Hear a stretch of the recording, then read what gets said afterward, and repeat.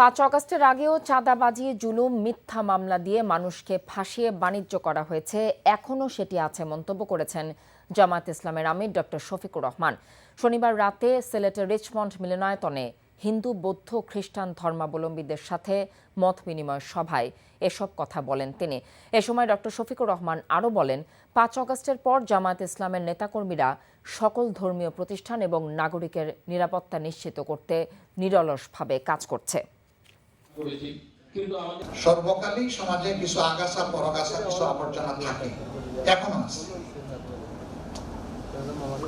আগস্টের 5 তারিখের আগে দেশের চাঁদাবাজি হয়েছে, দখলদারি হয়েছে, মানুষের উপর জুলুম হয়েছে, মিথ্যা মামলা হয়েছে, মিথ্যা মামলায় ফাঁসিয়ে বাণিজ্য করা হয়েছে, এখনো সেটা আছে। শুধু ফ্ল্যাগ বদল হয়েছে, ফ্ল্যাগ এক হাত থেকে আরেক হাতে গেছে। চাকরি পেয়ে গেছি। চাকরি? আপনার কি কোনো কমন সেন্স নেই? আপনি একটা মানুষের বাসায় ঢুকে পড়ছেন কিভাবে? বাসায় প্রবেশের কি নিষেধ আছে নাকি? এই অসময়ে ছাদে আসার কারণ কি? নতুন করে কারো প্রেমে পড়লেন নাকি? আমি আকাশ দেখছিলাম, আকাশ দেখতে দেখতে হারিয়ে গেলাম, হঠাৎ করে আপনি আসলেন।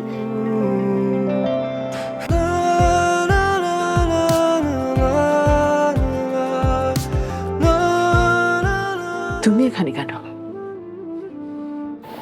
আমার অনুমতি নিয়ে এখানে আসা উচিত ছিল তোমার। মা, এই ছবিটা কার? আমার ম্যাডাম এই ছবিটা দেখে প্রতিদিন কাঁদবে কেন মা? এই মেয়েটা কি সব কথা বলছে? মারিয়া, তোমার কি হয়েছে?